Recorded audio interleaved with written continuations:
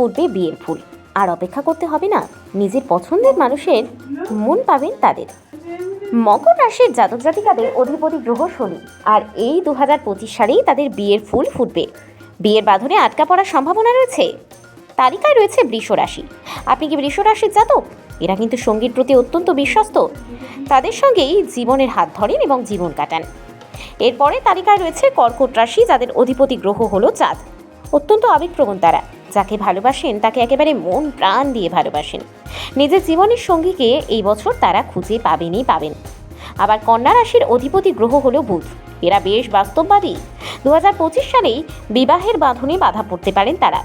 ধনু রাশির জাতক জাতিকারাও 2025 সালেই বিয়ে করতে পারেন। মনের দিক থেকে তারা ভীষণ ইমোশনাল।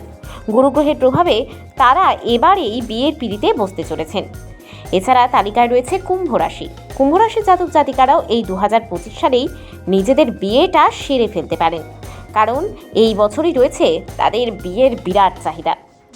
শুধু এই রাশিগুলিই নয়, অন্যান্য বেশ কয়েকটি রাশির জাতক জাতিকাতেও এই 2025-এ মনের মানুষ পাওয়ার সম্ভাবনা রয়েছে।